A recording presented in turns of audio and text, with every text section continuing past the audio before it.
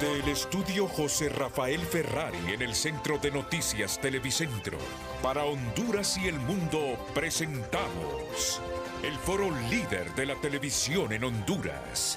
Frente a frente con Renato Álvarez. Frente a frente presenta el tema del día.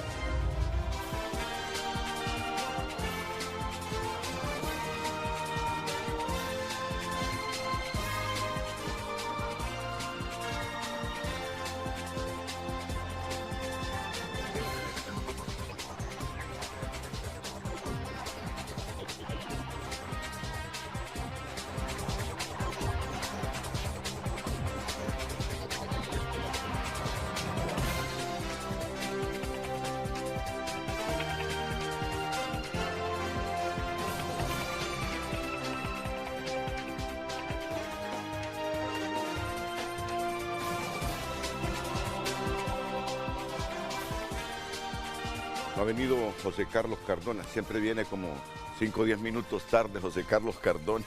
Bueno, ¿qué tal? ¿Qué tal? ¿Cómo están? Muy bien. Ha de venir escuchando. ¿Se durmió Cardona? No, siempre fue así. Siempre fue así.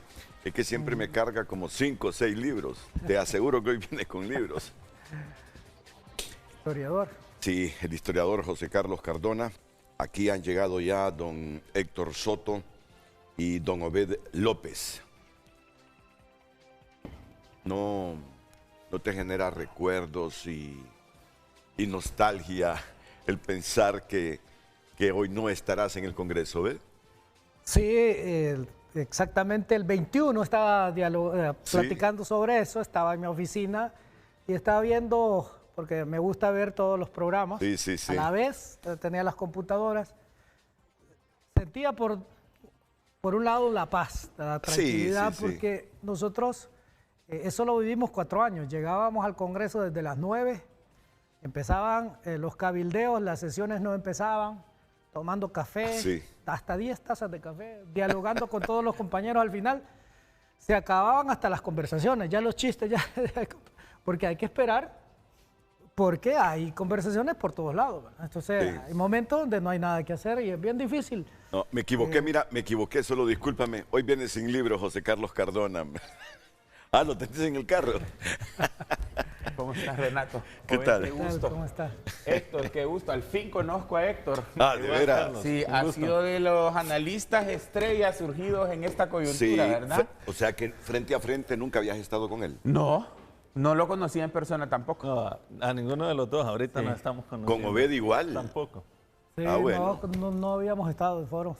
Sí. Entonces, Obed, Sí, fue sí pero te generó un poquito de nostalgia ya el 21, no verte en el Congreso. Pero sí, uno descuida bastante sus actividades personales y yo creo que hay que darle tiempo también a las actividades personales y a la familia. Correcto, sí. Y José Carlos, ¿has extrañado el ministerio? Fíjate que uno abandona sus vidas personales por estos trabajos. Yo pues incluso tuve que renunciar a la Universidad Nacional tras salir de la Sede Sol por, obviamente, toda esta situación era muy penosa y lamentable para mí. Y había un cambio, yo tenía un puesto de confianza en la universidad con el ex rector Francisco Herrera, entonces obviamente con el nuevo rector la situación iba a ser más complicada, entonces renuncié sin pedir mis prestaciones para poder retornar algún día. Y pues sí, cuando uno recupera su vida personal, uno dice, Dios mío, ¿en qué espejismo estabas estos años que abandonaste tantas amistades y tanto trabajo? Y también reflexionar sobre qué tanto se desgastó tu imagen o se desdibujó, sobre todo en un gobierno que fue tan polarizante y que nosotros, a mí particularmente, me tocó enfrentar tanto odio y contestar tanto discurso antigobierno porque fui un vocero de los más visibles. Entonces, sí, uno recupera su vida, pero uno queda con esa sensación que voy a hacer ahora las 14, 16 horas diarias que trabajaba antes, ¿no? Y había días en los que antes de empezar a conseguir consultorías, había días en los que me quedaba así como, ¿qué voy a hacer hoy, verdad? Hubo días que yo leía 2 libros diarios, porque ¿qué voy a estar haciendo? ¿Me voy a poner a leer? Y sí, es choqueante. Y cuando yo hago es famoso, porque hago famoso esto de la vile inhóspita llanura, esa frase, lo hago en un sentido, en cierto sentido sardónico, ¿no? No buscaba yo polemizar, pero eso ha sido como una cachetada para mucha gente que creyó que esos puestos iban a ser eternos y que a partir del martes pues se los va a llevar putas. Por una frase icónica. Por no decir de otra forma. Para quien no tenía nada y llegó a esto y se queda en la nube de Úbeda flotando, esto puede ser un problema. Yo les digo, les voy a dar terapia gratuita. Camaradas, tengo 6 meses en la llanura. A ustedes, a partir del martes, pues los espero para tomar café, ahora que están volviendo a contestar los mensajes, ¿verdad? Hubo tiempo que no había respuesta a los mensajes. No, es que un montón de gente creía que eran dioses, pero así es. La democracia liberal, así es, unos hoy y otros mañana. Tenemos que aprender a lidiar con esto. Así que yo creo que es tiempo de que entremos en un proceso de reflexión, que es lo que vamos a hacer hoy en tu programa, sobre el tema. Sí, con José Carlos ya días teníamos pensado hacer un programa reflexivo del por qué perdió Libertad y Refundación. Pero el día que él estaba listo para venir, a las 1 de la mañana, me puso un mensaje que estaba en un hospital porque su mamá se había enfermado. ¿Qué tal la salud de tu madre? No, está bien, todo bien. Está bien. Sí. Y entonces no pudo venir. Hasta ayer que concertamos ya el programa para hoy. Y Obed ha estado reciente aquí. Héctor Soto ha estado aquí con nosotros muchos programas. De hecho, en la transmisión del 30 de noviembre tuvo como comentarista estelar de la transmisión de TN5. Lucecita, buenos días, bienvenida. Hoy los hombres que ves en pantalla, nuestros panelistas José Carlos Cardona, Obed López, Héctor Soto, se encargarán de analizar las causas que provocaron esa derrota de Libertad y Refundación. No llegó a los 800,000 votos Libertad y Refundación, ¿verdad? No, 700,000. 107,000 por ahí tiene ahorita. Bueno, y los liberales y nacionalistas, cada uno de ellos doblaron en voto al Partido Liberal, al Partido Libre. ¿Qué pasó con Libre? ¿Dónde están las causas de la derrota de Libre? Yo te leí un mensaje hace algunos días. Le pedí a Lucecita que me trajera el teléfono. No lo tengo, por favor. Y voy a introducir esto con un mensaje que le leí al exministro Cardona. ¿Pero has conseguido consultorías, José? Sí, 2 que 3. ¿De veras? Sí. Qué bien. Varias cosas, vos. Estamos sembrando frijoles en Olancho con mi hermano, por ejemplo. Mi hermano es agrónomo. Ha sido muy interesante todo esto de reinventarse, ¿no? Una vez que tu carrera política y pública ha sido arruinada por completo por un escándalo y por una injusticia. Así que ahí le hacemos de todo. Pasamos en Olancho, paso bastante en Olancho y vengo acá de vez en cuando por mi hijo. Así que... Pues, ¿Y caminas por las calles de Olancho? ¿No tienes ningún problema en ir a un centro comercial en Tegucigalpa? No, en absoluto. ¿Y qué tal la reacción de la gente contigo? Fíjate que yo hice silencio por algunos meses. Yo desaparecí de la palestra pública como por unos 4 meses. Ya en la recta final de la campaña, parte de los gráficos que le pasé a Carlos hoy es de una consultoría que estoy haciendo para una universidad. Me pidieron que hiciera un estudio sobre por qué perdió Libre, una consultoría breve, entonces les pedí permiso de que si podía compartir hoy algunos gráficos porque hicimos una encuesta muy interesante. Entonces yo volví a salir como a la palestra pública en la etapa final de la campaña y dije, vamos a ver, a opinar porque algunas cosas de la campaña no están bien. Y fue así que empecé, luego se viene ese balde de agua fría que fue la derrota y lo que pasó. Entonces ha sido muy choqueante, ¿no? Porque la gente ahora se ha encontrado con otra versión de José Carlos Cardona. Ya no estaba a la defensiva, no tenía que tener ese performance tan pedante, tan confrontativo de lo que tiene que ser un ministro que va a defender un gobierno. Esos performances políticos son bien complicados. Entonces, ya la gente se ha encontrado con otra versión de mí. Tenemos un podcast. Entonces, hemos estado entrando mucho a TikTok. Y ahí vamos poco a poco. Es muy complicado porque mientras esto no se resuelva, mientras no nos toque ir a enfrentar y esclarecer este asunto de ese sol, pues la vida está como en una especie de pausa, en un limbo, en el que no puedes reiniciar tu verdadera vida. Sí. Y no podés terminar ese ciclo, ¿no?, que empezaste. Así que ha sido muy complicado y muy triste para mí, para mis amigos y para la gente que se sumó a este proyecto, porque yo la metí a este proyecto de refundación. Entonces, ha sido complicado, pero en la calle la gente, bueno, en este país la gente entiende cómo suceden las cosas. Sí. Y la narrativa de los hechos al final recayó sobre la persona que en realidad hizo todo esto en Copán y de que yo solo fui una víctima coyuntural. Yo, de hecho, puse mi renuncia justamente para que esto se esclareciera y que no hubiera una duda. Es decir, tú renunciaste, no fue que te destituyeron. No, yo renuncié. Yo después de que salí de tu programa el miércoles de esa semana, el 25 de junio vine a tu programa, sí, ¿te acordás? Sí. Yo tenía claro que tenía que renunciar y lo hice frente al Consejo de Ministros, porque creí que era una forma muy transparente de decirles, miren compañeros, aquí está esta situación. Yo expliqué todo lo que pasó. Eso no fue televisado. Fue un momento muy emotivo, renuncié y les dije, me voy a salir de la reunión para que ustedes puedan pues hablar sobre lo que está pasando, porque había otras secretarías involucradas y porque era mi deber hacerlo. Yo lo hice, me fui. No sé si fue tan correcto someterme a ese proceso de humillación pública, porque sí, hubo mucho escarnio por lo que pasó, pero yo estaba dispuesto a renunciar desde el miércoles. Recuerda la coyuntura política, sí, ¿verdad? No, claro. La oposición. Y el mal manejo comunicacional que hizo el gobierno del asunto, como siempre, ¿verdad? Sí. O sea, que el principal problema de este gobierno fue el desastre de las comunicaciones. Yo creo que si hay una razón por la cual se perdieron las elecciones, más allá de lo que el discurso político diga de la injerencia de Trump, el imperio y todo esto, creo que fueron las comunicaciones. En el siglo XXI, un gobierno que comunica mal está condenado a ser destruido. Y eso fue lo que pasó.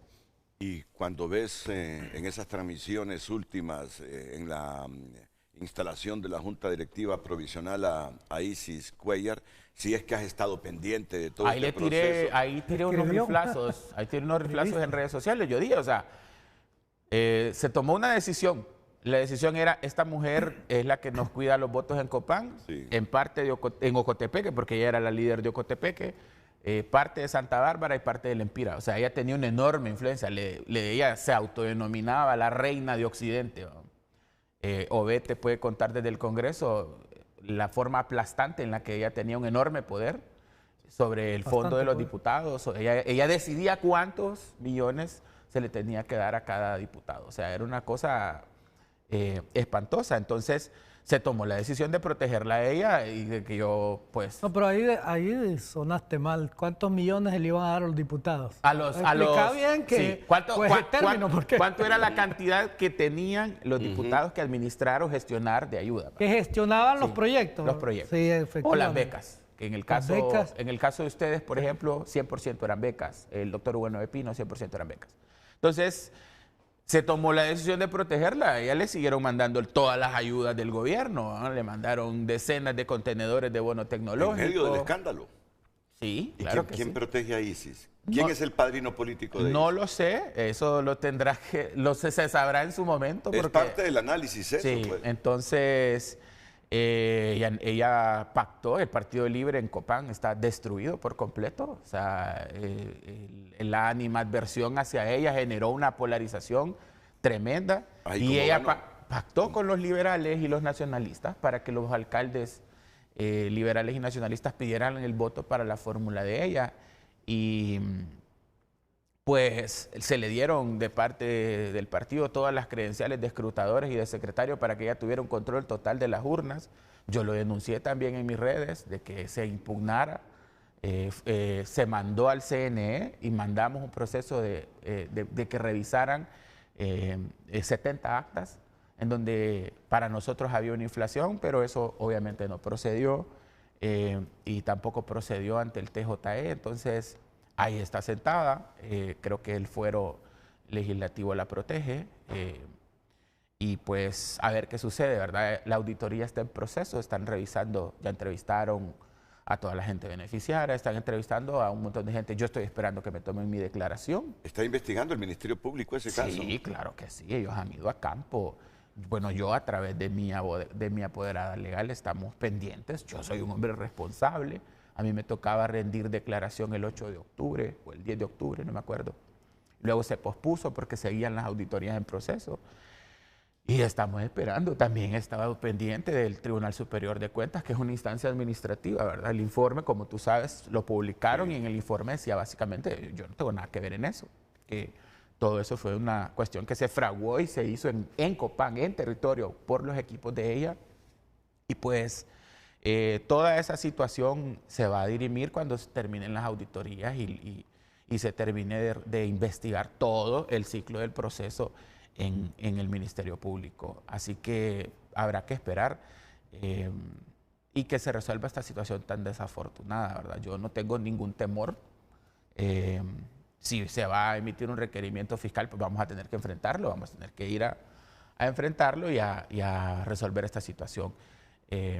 Sobre todo para poder recuperar mi vida, ¿no? Porque es básicamente el objetivo y fin último que tengo, más allá de las necesidades o la superestructura que pueda tener un individuo. Creo que las necesidades materiales son las más importantes. Yo tengo 36 años, tengo un hijo de 3 años, tenía una carrera en proceso y ahora he tenido que ver todo eso pausado. Estoy aplicando a varios programas de doctorado para ver si me voy a estudiar mi doctorado. Pues tuve que renunciar a mi doctorado que estaba sacando en la Universidad de Columbia, en Nueva York.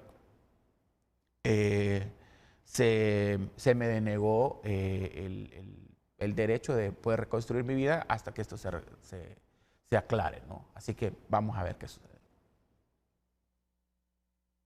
Pero tu familia, apoyo total. Claro, sí, mi papá. Imagínate, yo trabajo desde los 18 años.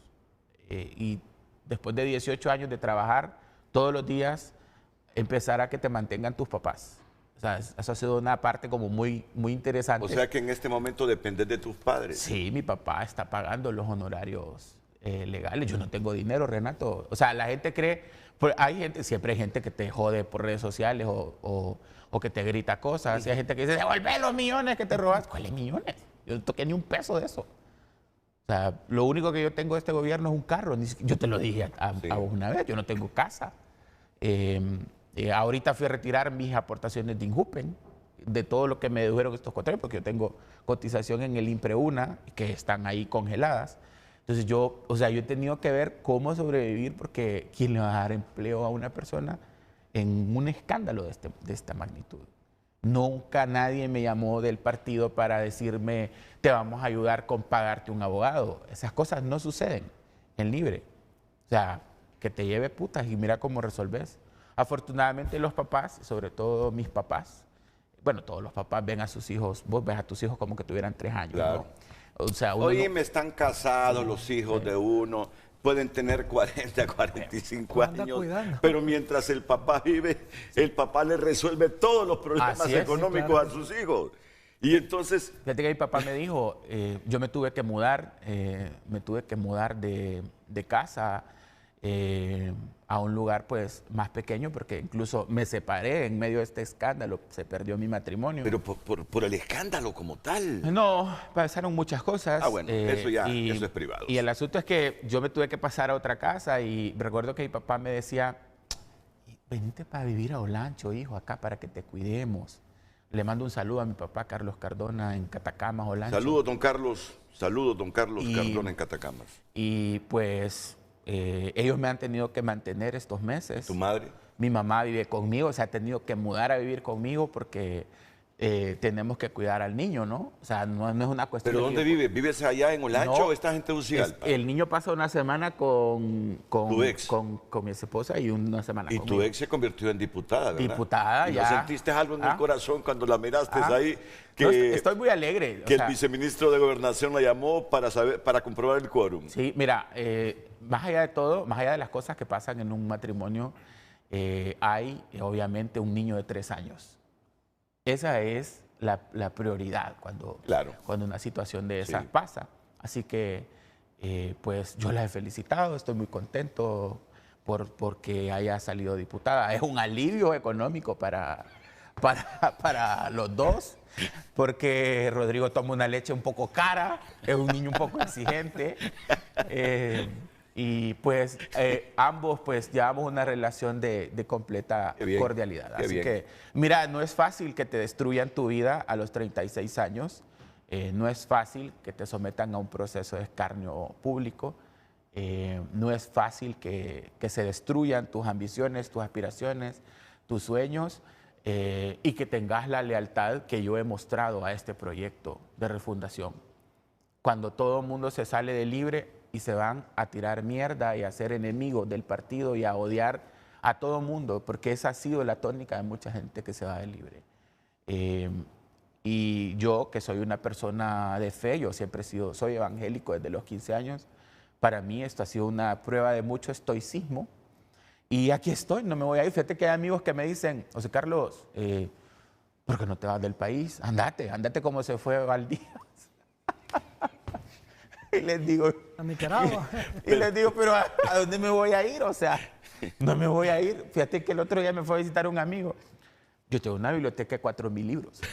Sí, imagínate. O sea, entonces, fíjate por que... eso me extraña que hoy no vino con libros, pero ahí me los tiene en el carro. Fíjate que la mayoría la mitad de mis cosas son libros. Porque todos los estantes, los libros. No, pero son caros los libros también. Sí, o sea, no, y es una cosa que yo siempre he practicado desde que era estudiante. Sí. Fíjate que a mí me mandaron mucho a representar a la universidad en un montón de países. Yo me iba con la maleta vacía, llena de ropa viejita. La ropa, uno es estudiante, que viene de foráneo, uno compra ropa en Megapaca. Entonces, estoy hablando de hace 15 años, ¿verdad? Entonces, yo llevaba la ropa más viejita y la botaba allá en los viajes que hacía. Me acuerdo una vez cuando fui a Argentina por primera vez en 2011, tenía 21 años. Y llevé y boté toda la ropa y la traía llena de libros, porque en Argentina los libros son súper baratos. Entonces, yo siempre he comprado muchos libros. Siempre he priorizado los libros por encima de la Coca-Cola o la cerveza o la comida. Entonces, la mitad de mis cosas son libros. Y entonces, cuando mis amigos me dicen eso, yo digo, man, ¿qué voy a hacer con los libros? Entonces, yo no me voy a ir. Aquí estoy, porque yo no hice nada. Y yo sí confío en el sistema de justicia de este país. No tengo ningún privilegio, ningún fuero, ninguna condicionante ventajosa. Mira, ni ISIS tampoco. No tiene fuero. Entonces, el fuero solo es para temas legislativos, leyes. Sí. Lo que pasa es que le ponen ahí un juez especial, ¿verdad? Sí, un juez natural. Sí, correcto. Sí. Entonces, yo aquí voy a estar y aquí voy a dar la cara, porque yo aquí me quiero envejecer en mi país. Nadie se quiere ir a... Bueno, una persona que ama su país, mucha gente se va por la necesidad que tiene. Yo no soy ningún cobarde, aquí estoy dando la cara y vengo y sigo en estos espacios y acepto invitaciones a programas y tengo mi podcast y mi vida pública porque yo tengo mi frente en alto. Y entonces aquí estoy, aquí vamos a estar, con mucha valentía y con la esperanza de poder enfrentar esto. Ahora, pero se percibe que cargas un fuerte resentimiento contra la diputada Isis Cuéllar, ¿no?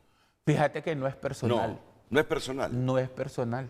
Incluso si la viera yo le daría la mano, no tengo ningún problema con ello. Pero sí me molesta profundamente que no se haya utilizado la misma vara de medir. ¿Me entendés? Eso me pareció sumamente injusto.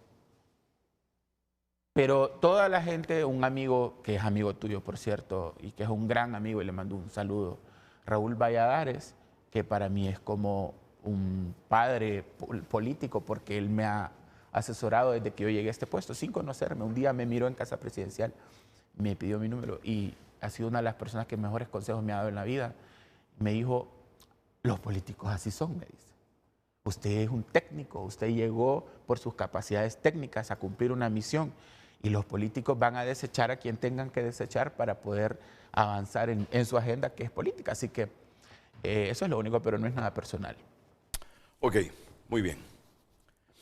Le mandé unos gráficos a Carlitos para... Sí, ya vamos. Sí. Ya vamos, Héctor, porque cuando Carlos se comunicó contigo ayer, te dijo vamos a analizar qué fue lo que pasó con Libre, ¿verdad?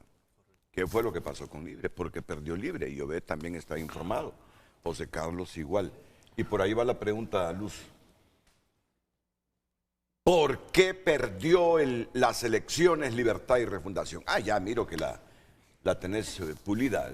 Entonces voy contigo. Pero está para aprobación. No, bueno, ya en público, ya no te corrijo en nada. Dale. El tema del día en pantalla, recuerde, está el número de teléfono de Frente a Frente para que pueda opinar y nuestra red social en X, Frente a Frente HN. ¿Cuáles fueron las causas que llevaron al Partido Libertad y Refundación a una derrota tan contundente en las elecciones generales de 2025? Búscame la página oficial, por favor, Carlos, del Consejo Electoral para ver al final cómo quedó, cuántos votos sacaron todos los partidos. Por favor, Lucecita, disculpa que te interrumpí. Aquí está la pregunta, le repito, ¿cuáles fueron las causas que llevaron al Partido Libertad y Refundación a una derrota tan contundente en las elecciones generales de 2025? 9773-6065, nuestro número de WhatsApp, y en cada red social Frente a Frente HN.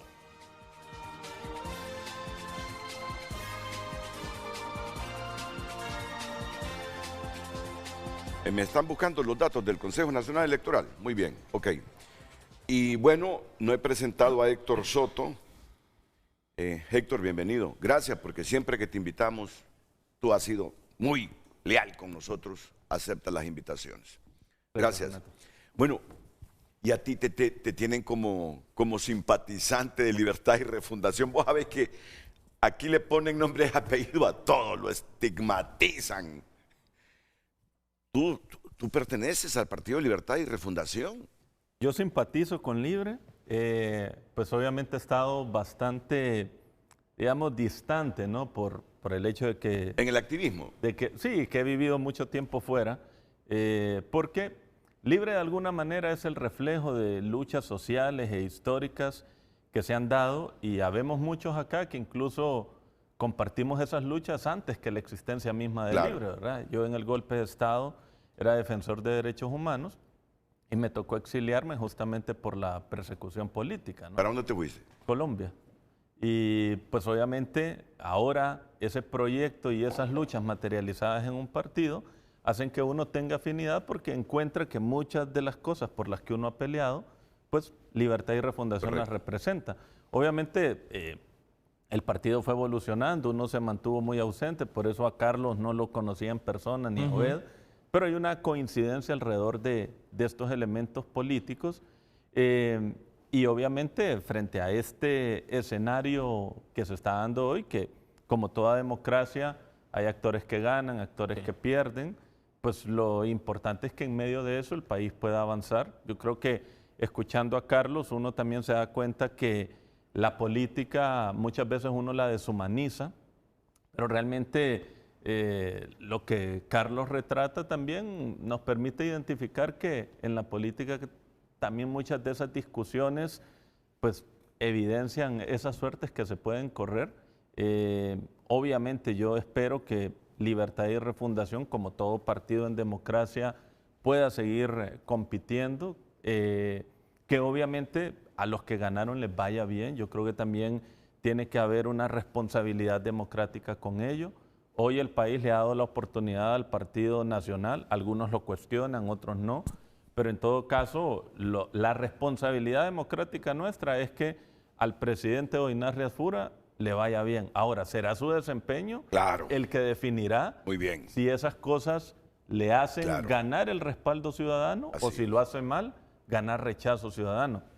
Y los demás partidos, en este caso a Libertad y Refundación, su tarea será cómo vuelve a competir nuevamente por el poder en una democracia que debe dar garantías para la alternancia, ¿no? Pero yo creo que la disputa política ahí está y claro, hoy esto es un mazazo para la izquierda hondureña que llegó al poder, que no pudo mantenerse, pero que ahora desde esa posición de la llanura, yo ahí con Carlos discrepo, yo creo que uno puede ir a la llanura o puede ir a la oposición, porque el punto es que muchas veces cuando se va a la llanura porque ya no se tiene el poder, pero uno se va a la oposición cuando deja de tener el poder formal, pero el proyecto político sigue existiendo. Yo creo que Carlos, con la idea de la vil y la inhóspita llanura, de alguna manera nos muestra hacia dónde no tiene que ir Libre. Ahora, recordar la coyuntura de él, ¿no? Claramente. Que eso afectó a Carlos. Por eso el desafío de Libre es no ir a la llanura, el desafío de Libre es ir a la oposición. No, y es que la llanura también es reconfigurarse como proyecto político, pero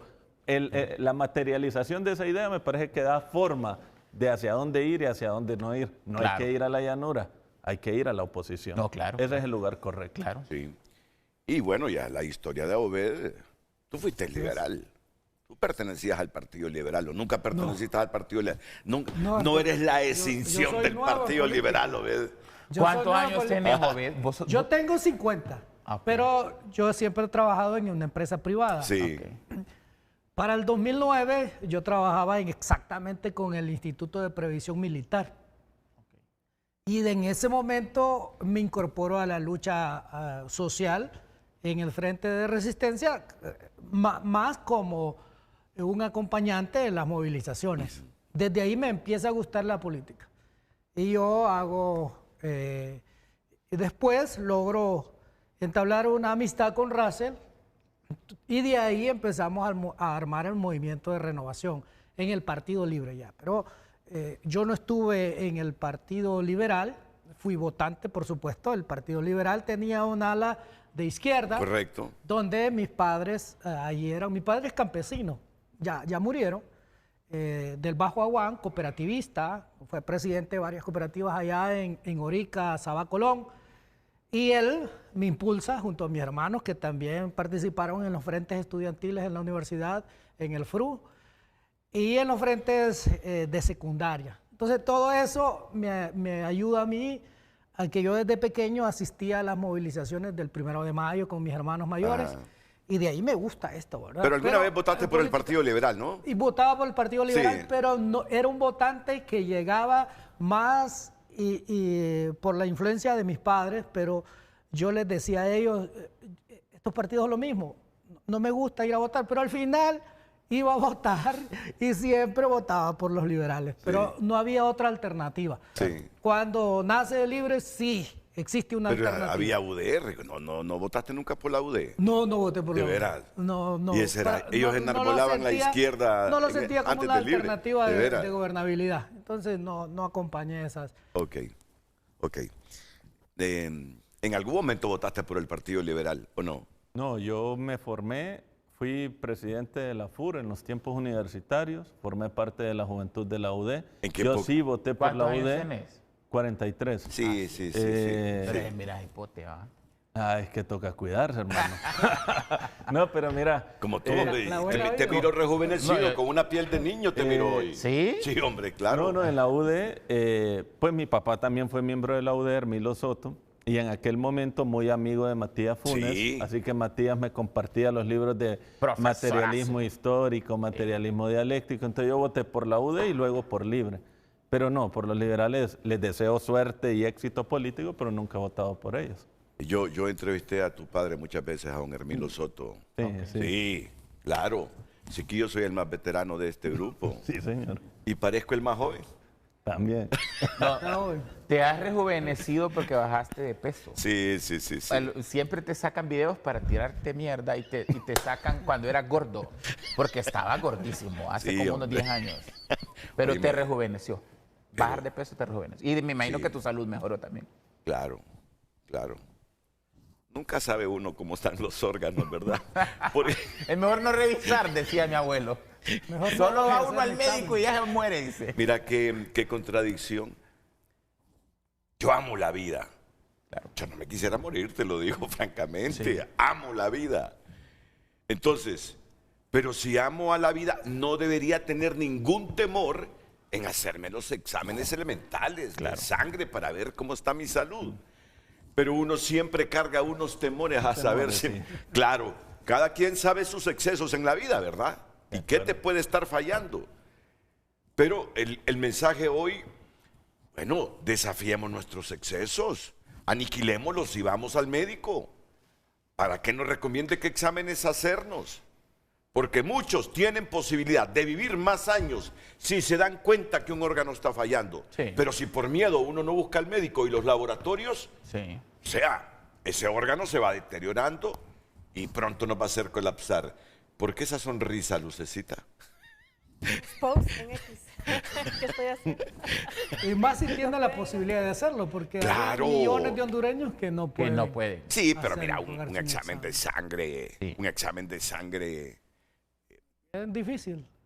Bueno. Yo tuve la experiencia de mi padre. Mi padre murió hace muchos años. En ese momento no tenía las condiciones para ayudarle. Tenía 20 años.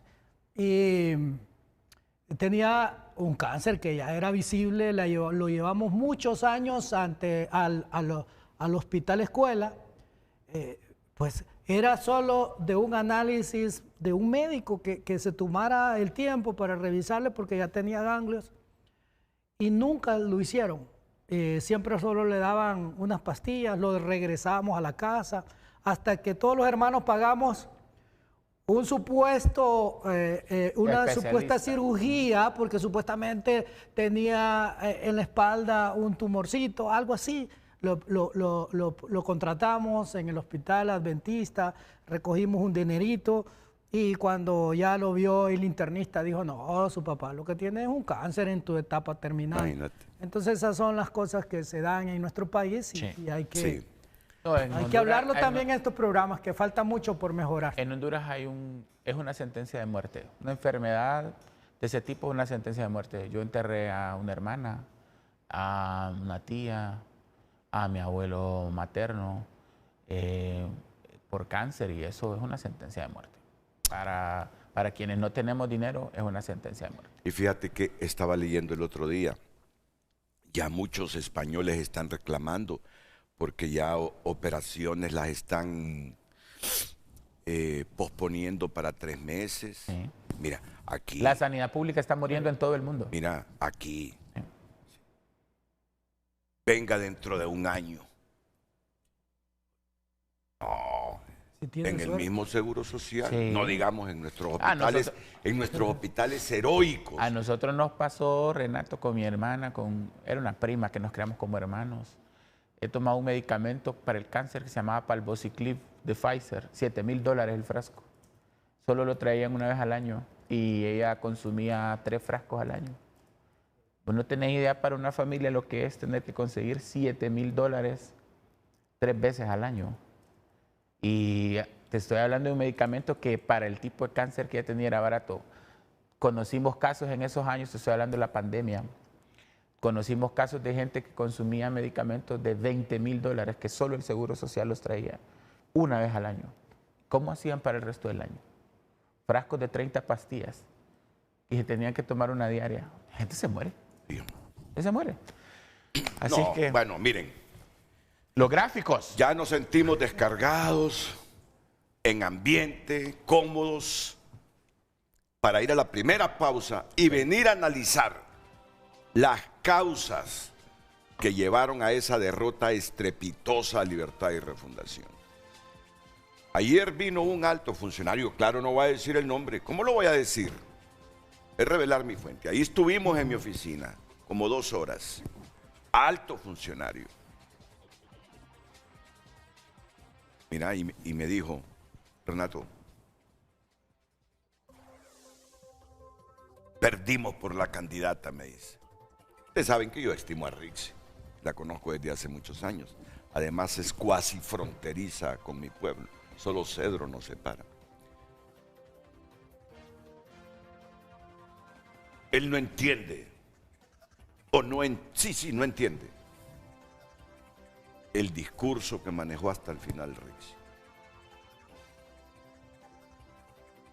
Y esto que voy a decir es simple. Tú, con el estudio que estás haciendo, has de tener elementos sustanciosos de las causas de la derrota de Libre. Hasta vino un equipo, dice, para enseñarle a reír y no pudo aprender a sonreír, dice. Bueno, yo voy a reconocer toda la capacidad de Rick Simón. Hoy vamos a desmentir todo eso con los datos. Ok, perfecto.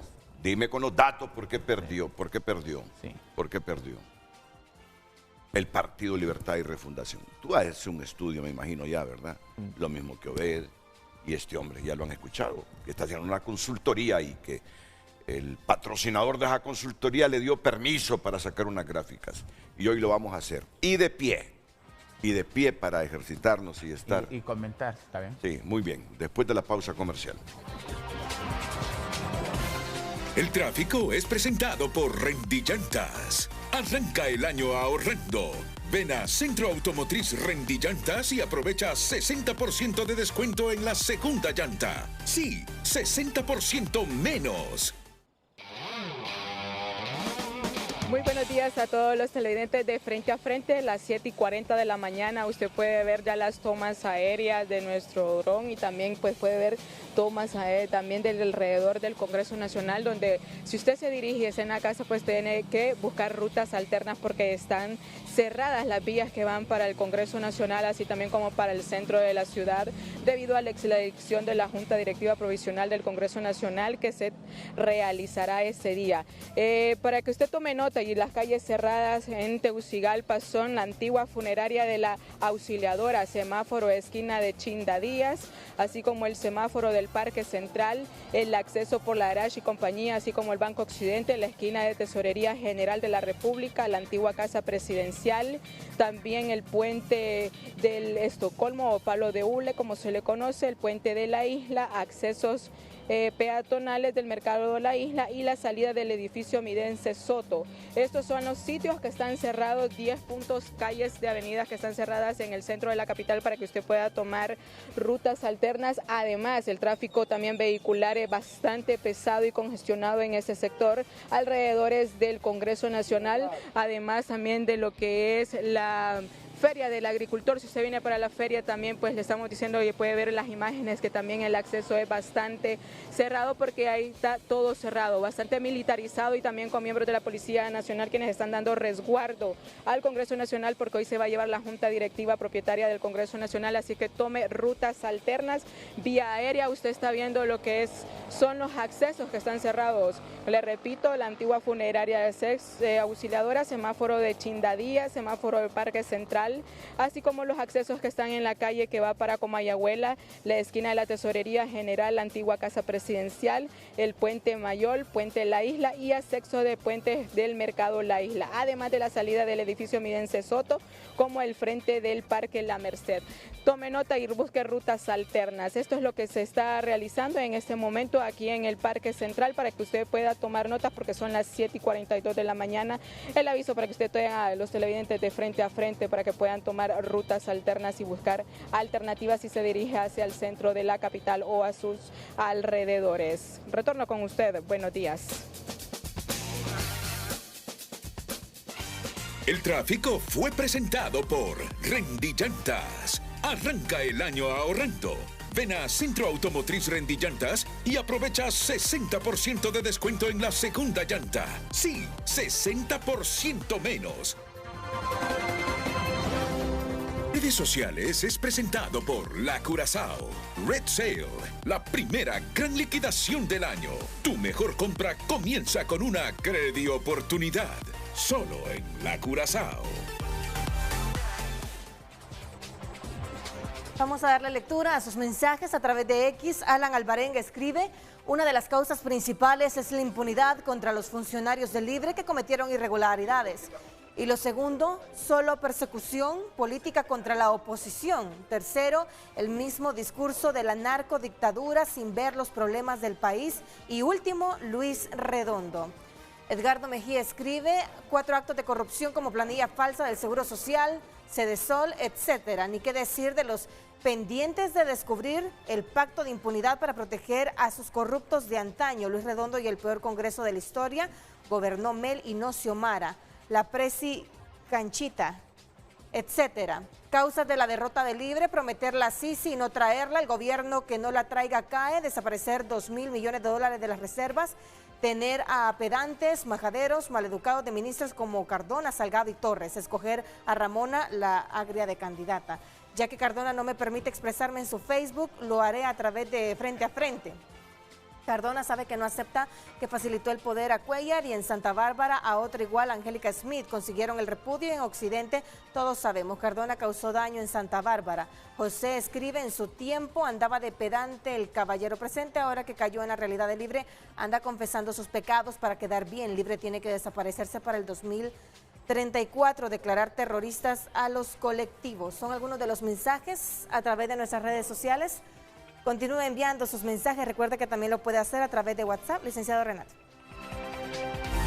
Redes sociales fue presentado por La Curazao. Red Sale, la primera gran liquidación del año. Tu mejor compra comienza con una credioportunidad. Solo en La Curazao. Ya tengo la integración de la directiva del Congreso. Muy bien. Hasta los nombres de los liberales que van a integrar. Pero yo les voy a decir algo. Liberales. Miren hoy por qué están estos tres panelistas analizando las causas de la derrota de Libre. Primera vez que llega la izquierda a gobernar y solo se mantiene 4 años. Crean una incertidumbre enorme que no van a integrar, que no van a apoyar la directiva en propiedad que hoy se va a elegir mientras no arreglen lo de Talanga. ¿Qué dice la ley? ¿Cuál es el último recurso que le queda al alcalde liberal a la persona que se dio por ganador antes del último recuento del Tribunal de Justicia, el liberal de Talanga? El último recurso que le queda es el Tribunal de Justicia Electoral. Bueno, ¿por qué no van en amparo electoral? ¿Por qué crean incertidumbre? Miren hoy por qué estamos aquí analizando las causas por las que Libre no se pudo mantener en el poder. Y de esta mañana venía escuchando a la periodista Saraí Espinal, que es diputada, que no vamos a apoyar esto mientras no nos arreglen lo del alcalde de Talanga. ¿Qué es eso, hombre? Tienen más de 100 años de existir como partido político. Que se vayan en amparo electoral. Y a la corte que arreglen lo de Aldana, que se pronuncien. Que se pronuncien. Mira cómo es el sistema de enredado, ¿eh? Sí, no, y además, eso es un teatro. Oíme, ¿qué necesidad tiene la gente a esta altura de estar con incertidumbre? Sí. Y este es un reclamo para el Partido Liberal. Hombre, tienen más de 100 años y siguen como niños. Siguen como niños generando la incertidumbre a Honduras. Y el partido vive un momento histórico. Sí. Se levantó, pero si continúa así, vuelve a caer. Ya no van a salir divididos, sino van a quedar subdivididos. Sí. Y ese rompecabezas del Partido Liberal va a resultar difícil volverlo a armar. Y a los diputados nuevos que llegan por primera vez, por favor, madurez, un mínimo de capacidad política, un mínimo de derecho deben tener en la cabeza. Creando incertidumbre a esta altura. Sí. No puede ser, liberales, tienen que cambiar. Tienen que cambiar. Crean la incertidumbre. Y quien tiene el poder en el Partido Liberal ya prácticamente ha consensuado todo. No entiendo a los liberales. Y a los nuevos, o a los virguitos, como les decimos en Honduras, que van entrando a política. No conocen la historia, no conocen los problemas históricos del Partido Liberal y la situación que ha enfrentado y por qué el partido, fuera del golpe, le ha costado volver al poder. A los viejos liberales, a esos jóvenes, enséñenles. Denle un poquito de capacitación. Bien, ese no es el tema. ¿Por qué perdió Libre? Así vamos a quedar con los liberales. ¿Por qué desapareció el Partido Liberal? Algún día, si no maduran, si no entienden la democracia. La coyuntura, sí. Bueno, vamos a hablar rápidamente en 2 minutos las primeras 3 diapositivas, porque primero tenemos que hablar sobre cómo queda Libre y cuál ha sido la evolución histórica, porque la democracia liberal se mueve en lo que vos ganas, en los puestos que obtenés de elección popular. Esa es la base del sistema democrático. Entonces, Libertad y Refundación ha sido un partido que ha crecido a nivel de alcaldes. Empezó en 2013 con 31 alcaldes y llega a 2025 con 69 alcaldes. Eso implica un crecimiento vegetativo en lo local. Para vos y ustedes que llevan más tiempo y son mayores que mí, pueden ver que para el bipartidismo los alcaldes son básicamente el asidero del poder, porque el poder local en estos partidos centenarios es la base de todo. A nivel de diputados, el partido tuvo un crecimiento fuerte en 2021, llegando a tener hasta 50 diputados y ahorita quedamos en 35, que ha sido la media histórica. Libre empezó con 37, luego en 2017 con 30, luego 50 y hemos bajado a 35. ¿Qué significan estos datos? Que si bien es cierto, la simpatía hacia el partido aumentó a nivel municipal, esa simpatía se vio fuertemente bajada a nivel departamental. Este dato es importante que lo tengamos para el análisis que vamos a hacer después sobre cómo las figuras de los diputados de Libre fueron polarizantes en los departamentos y en ellos radica gran parte de la derrota en mi estudio. Avancemos. Siguiente diapositiva. Aquí vemos cómo han evolucionado las bancadas de los tres partidos más fuertes y podemos ver que Libre pues ha sido un partido que ha estado en la media, ¿no? 37, 30, 50, 35. Sufrió un bajón Libre. Partido Nacional, 48 diputados en 2013, 61 en 2017, que fue el pico máximo de crecimiento de ese partido en los 40 años de democracia. Partido Nacional es el azul. Sí. Luego baja en el 2021 por la derrota de Nasria Fura a 44 y ahorita llega a 49 diputados. Partido Liberal pues sufrió una notable recuperación luego de la caída tras el golpe, ¿no? Partido Liberal tuvo 27 diputados en 2013, 26 en 2017, 22 en 2021, porque el Partido Salvador de Honduras cooptó un montón de votos liberal en esa coyuntura, llegando a tener 10 diputados los del PSH. Y ahorita, cuando Nasralla se mete al Partido Liberal y Jorge Calix entra, pues llegan a un total de 41 diputados. Como vos decís, el Partido Liberal está en una oportunidad histórica en este momento. Y pues las opciones independientes y los partidos minoritarios nunca han sido pues relevantes. A este momento solo tienen 3 diputados. Significa que Libre en esta coyuntura tuvo una notable disminución por obviamente toda la anarquía que se vivió en el anterior Congreso Nacional. Eso le impactó muy negativamente y otros factores que vamos a ver más adelante. Avancemos.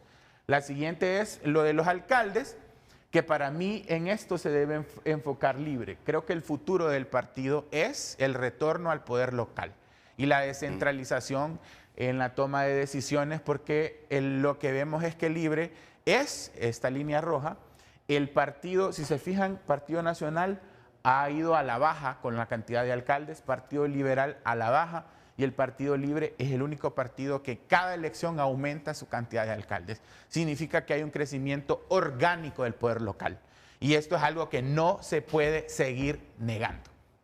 Aquí concluyo con esta gráfica y avanzamos para que veamos y empecemos a la participación sobre las causas del desgaste, porque hay que hablar de dos cosas: el desgaste del gobierno y el desgaste de la campaña. O sea, ¿dónde estuvieron los fallos a nivel de gobierno y cómo esto impactó en la campaña presidencial que vimos?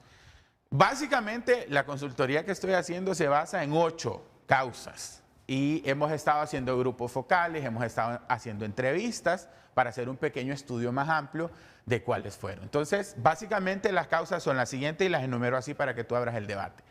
Primero, la falta total de una estrategia de comunicación gubernamental. El gobierno no tuvo una estrategia de comunicación sostenida desde el principio hasta el fin. Segundo, la ruptura de la corrección política como discurso público. Esto es algo que se ha debatido ampliamente en México con la llegada de López Obrador.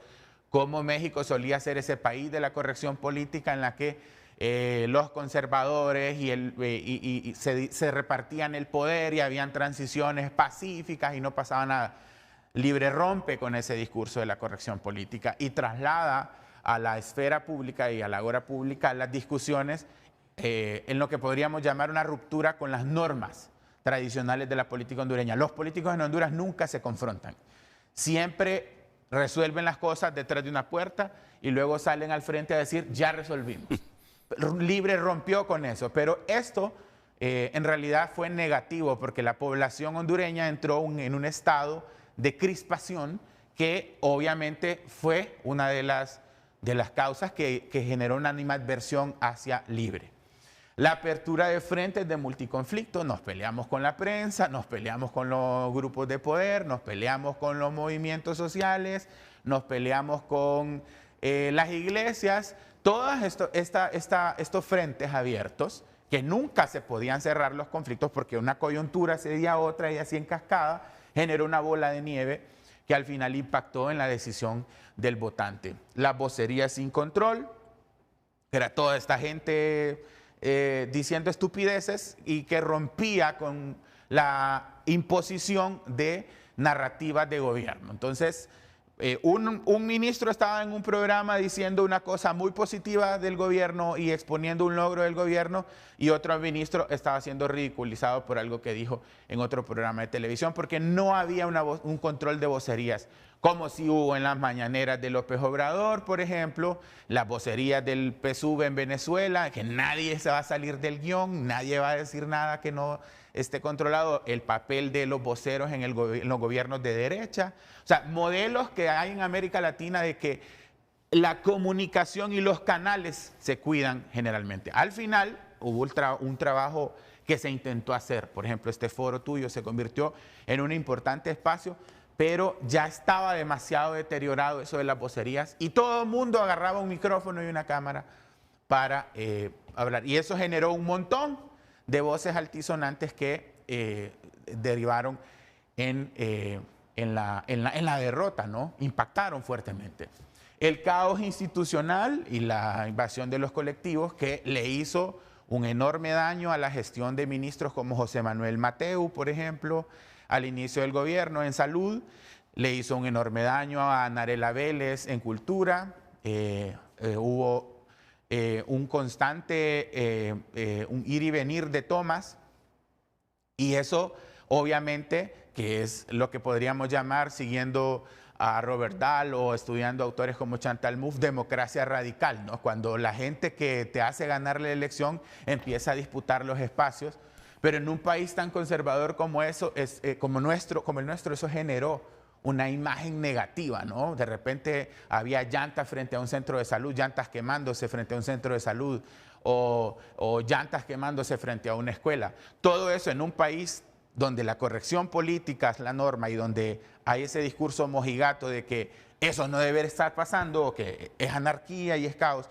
sumado a la guerra comunicacional contra el gobierno, al final generó una idea de que esto era un descontrol total. Cuando en realidad, si vemos los números, no había tal conflicto, pero esa imagen del colectivo quemando una llanta frente a todas las instituciones de gobierno causó al final una imagen muy negativa. El caos legislativo, desde el inicio del gobierno, eso fue uno de los desastres mayúsculos, porque primero la relación que hay entre el respeto al pacto con la presidencia de Redondo y el respeto y la relación tan cercana entre el legislativo y el ejecutivo en este cuatrienio hizo que mucho del jet lag, el golpe de la mala imagen que tuvo el Congreso, arrastrara mucho al gobierno. Y por último, estos dos factores que yo no los había analizado de esta manera y hasta que empezamos a hacer los grupos focales surgieron, es el marginamiento de Salvador Nasralla. Fíjate que yo como funcionario, yo pensaba, bueno, se nombraron funcionarios del PCH en la administración. Luis Redondo, que era el PCH, fue presidente del Congreso. Se respetaron los acuerdos. Pero en realidad lo que te dice la gente en las entrevistas de grupos focales es ¿por qué a él no lo tomaron en cuenta? ¿Por qué nunca hubo una foto de Nasralla en un consejo de ministros? ¿Por qué nunca lo mandaron a un viaje al exterior? ¿Por qué no hay fotos de él en el despacho presidencial? Eso generó mucho impacto. O sea, yo no lo había visto desde este punto de vista, pero los seguidores de Nasralla resintieron mucho el no verle a él involucrado o siendo tomado en cuenta, y esto pues obviamente causó un enorme golpe. Ustedes me van a rebatir, no importa, pero yo creo que Nasralla en las últimas 2 décadas no, en los últimos 10, 12 años, sí. Narrala anda con un electorado de unos 400, 500 mil votos, ¿no? alándolo para uno y otro lado. Es irrebatible, Sí. eso no se puede rebatir, o sea, y si algo demostró Salvador Narrala en esta elección es que es una máquina de jalar votos. Por varias razones. Para mí es un desequilibrado mental, un narcisista patológico, pero la gente no ve otra opción. Sí. Entonces, cuando la gente está molesta en Honduras por algo, votan por Narrala. Eso ha sido así durante 16 años. En 2012 vamos a votar por Narrala porque el gobierno de Pepe Lobo es un desastre. Y también resta votos de posible gente progresista que quisiera votar por Libre, pero que no tiene el valor de ser de dar ese salto ideológico. Entonces, 2017, estamos hartos de Juan Orlando, vamos a votar por la alianza. Hacen el fraude, eso deja a Narrala muy bien legitimado, a pesar de que él abandonó la lucha en pleno fraude. 2021, vamos con Xiomara y en la recta final se suma Narrala, eso da un golpe de 1.7 Eso le dio el triunfo a Libre en el 2021. Si no, el Partido Nacional sale arriba de ustedes. Y nunca le reconocieron a Narrala. Entonces, en los pasados 4 años, que fue un factor para que triunfara Libertad y Refundación. Ya lo vamos a profundizar. Y él es un factor polarizante como tal, ¿verdad? Entonces, que no se le haya a la persona de Narrala en un país tan neoliberal donde el individuo, y él ha pregonado mucho esta lógica de ser una figura, él es un símbolo como tal. Porque es un dinosaurio, o sea, Narrala se encuentra con viejitos en la calle, te conozco desde que tenías 15 años y claro, vos decís, Dios mío, ¿cuántos años tiene este hombre? ¿Va? Solo que no se ayuda a sí mismo. Sí. ¿Sabe qué estaba diciendo ayer en las redes?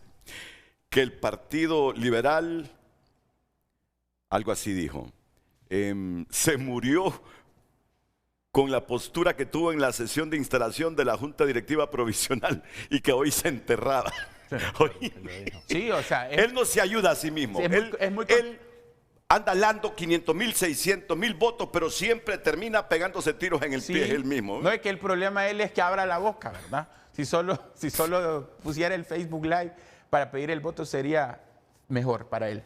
Y la salida de Jorge Cálix del partido. O sea, fíjate que yo tampoco había visto esta variable de análisis como algo a tomar en cuenta, pero en los grupos focales es una cosa recurrente. Hemos hecho 25 grupos focales en universidades, algunos por Zoom, nos hemos estado reuniendo durante los últimos 40 días y la gente dice, no debió salir él de la forma en que salió y en Francisco Morazán generó un golpe por las diputaciones y porque Jorge al fin y al cabo era uno de los arquitectos del partido en Francisco Morazán. O sea, el hombre fuerte de Francisco Morazán era Jorge Cálix. Entonces, la salida de Jorge desequilibró el tablero en Francisco Morazán y al final hizo que se perdieran, digamos, unas 2 diputaciones en el departamento y votos presidenciales que él pudo haber sacado en la interna de Libre.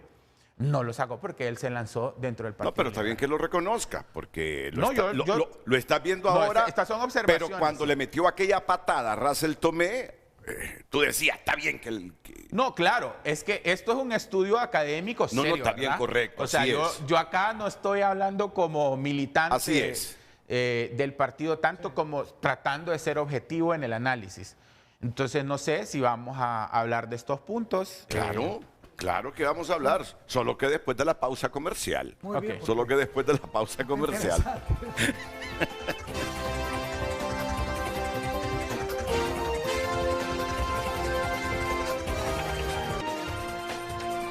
Hoy en tu nota es presentado por Farmafácil. Todos los lunes Bienestar más 60. 30% de descuento para el adulto mayor, solo en Farmafácil. Tunota.com destaca las siguientes noticias. Congreso Nacional sesiona hoy para elegir junta directiva en propiedad. Millones por voto. La deuda política engorda a los partidos mayoritarios. Los que llegan, los que repiten y los que ya no mandan en el Congreso. Otra noticia, Embajada de Francia protegió a Ana Paola Hall durante la etapa crítica electoral. Estas y más noticias en tunota.com. Hoy en tu nota fue presentado por Farmafácil. Todos los lunes Bienestar más 60. 30% de descuento para el adulto mayor, solo en Farmafácil.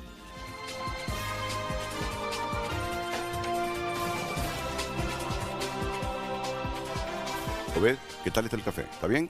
Muy bien, Muy gracias. Estaba ansioso por entrar porque, como les digo, yo soy el único aquí político que aspiro nuevamente estamos conduciendo un movimiento junto con Russell para poder lograr lo que todos en Libre queremos, que nuestro partido llegue al poder, lograr la unidad. Todos estos estudios son importantes desde la academia, hay que analizarlo posteriormente, seguramente me lo va a compartir Cardona para tener estos insumos que nos van a ayudar a nosotros a tomar decisiones. Revisar antes las causas, tengo que empezar por lo primero. Porque le comentaba que los militantes del partido están en una situación donde hay un sector que no acepta la derrota porque hay una retórica que dice que nosotros realmente no perdimos. Lo que nos hicieron fue fraude. Y hay otros que asumimos la derrota desde el 30 de noviembre, porque vimos en la urna que realmente los resultados no favorecieron a nuestra candidata. De ese tema hablamos cuando vine a este programa también hace unos días atrás. Ahora, ¿qué vamos a hacer? Eso es lo que le corresponde a los políticos. Nosotros, ¿qué vamos a hacer para que nuestro partido logre el triunfo dentro de 4 años? Esa es la meta que nos hemos propuesto. Y lo primero, claro, ver las causas, de las cuales no tengo duda de que la mayoría de estas causas son correctas. Hay otras causas más fuertes, hay causas internas, externas. Creo, lo único que te diría, que la salida de Jorge Cálix, toda salida de un dirigente de un partido afecta. Puntualmente de Jorge Cálix, no en el grado que lo estás poniendo, porque tú dices que eres el arquitecto. No, aquí el arquitecto tú sabes quién es. No, yo me refiero a Francisco Morazán. Así. No, pero tú sabes que las decisiones no las toma, nunca las tomó Jorge Cálix en ningún nivel. Es más, todos los dirigentes que acompañaron a Jorge Cálix se quedaron en el partido. Te los puedo decir con nombre y apellido, por colonia, por distrito y por todo, por territorio. Todos se quedaron con Jorge Aldana, que lo están acompañando, y todos se quedaron en el partido y todos siguen en el partido. Posteriormente, ninguno se fue al Partido Liberal. Más bien del Partido Liberal se vinieron dirigentes que los trajo Aldana al Partido Libre. No puedo continuar sin pedir que la Corte Suprema le haga justicia a Jorge Aldana. Eso va a traer paz, tranquilidad. Es que él ganó. A esta ciudad, que es la primer ciudad. Sí. No pueden. Mira, no sé si él ganó. En estos resultados estrechos, los fraudes se dan cuando dejan de contar las actas. Pero a nivel presidencial, a nivel macro, no se dan estos fraudes. Entonces, desde ahí vamos a partir para señalar ahora que aquí en Honduras ya se está prácticamente definido que hay más de 1 millón de votos flotantes, que son los votos que se van a ir de un partido a otro. Y en este caso creemos que se va a ir de la derecha a la izquierda. Por lo tanto, nosotros en el Partido Libre, que es un partido de izquierda, tenemos todas las condiciones para ganar las próximas elecciones. Solo hay que atraer los votantes independientes, esos votantes que no son el voto duro del partido. El voto duro del partido ya está medido, ya sabemos cuánto es, sí. Ya sabemos cuánto es el voto duro del Partido Nacional, voto duro del Partido Liberal. Solo es lograr atraer ese votante. Pero atraerlo en el Partido Libre. Atraerlo con correcciones. Correcto, en el Partido Libre eso vamos. Sí. A un debate interno, verdadero. Eso es lo que vamos a impulsar nosotros, para que exista realmente una verdadera democracia dentro del Partido Libre. Porque yo también lo he dicho y no me voy a cansar de decirlo, no ha habido democracia. Lo que ha habido aquí es como una especie de autoengaño, de decir que todos esos movimientos permiten una verdadera democracia. Correcto. Y todos los que hemos estado en Libre sabemos que no, que aquí no se ha permitido el disenso, que una persona que piensa diferente a lo que manda el que está arriba. Digan a Mel para que Mel escuche. Esa persona es traidor. Pero cuando... Y yo quiero referirme a hechos históricos. Aquí estuve en un programa, Renato, tal vez no se acuerda. Estuve en el 2015. En el 2015 hubo el primer disenso con el coordinador de nuestro movimiento. ¿Por qué? Porque el coordinador, después de que Juan Orlando hizo la reelección ilegal a través de la Corte, que eso fue en abril, en el mes de septiembre el coordinador adelantó las elecciones internas de nuestro partido para que en las elecciones internas de nuestro partido se pusiera una cuarta urna. La urna iba a decir que si le autorizaba el partido a nuestro coordinador a participar en las elecciones o no. Ahí arrancamos un debate fuerte, un debate, y me acuerdo que aquí estuve en su programa, sí. Estuvo Jorge Cálix por el otro lado, de vocero del coordinador, estuvo Aldana también, y estuvo Beatriz. Por este lado estuve yo, y estaba otra compañera, amiga, Fedra Tibot. Bueno, ahí al final, como nuestra posición fue la posición correcta, que toda la militancia, a pesar de del liderazgo que tenía en ese momento fuerte Manuel Zelaya, nosotros al final la cuarta urna, esa urna no se puso. Solamente se adelantaron las elecciones internas y nuestro movimiento no participó, por lo cual estuvimos excluidos de los cargos de elección de la coordinación por 4 años. El movimiento Morena.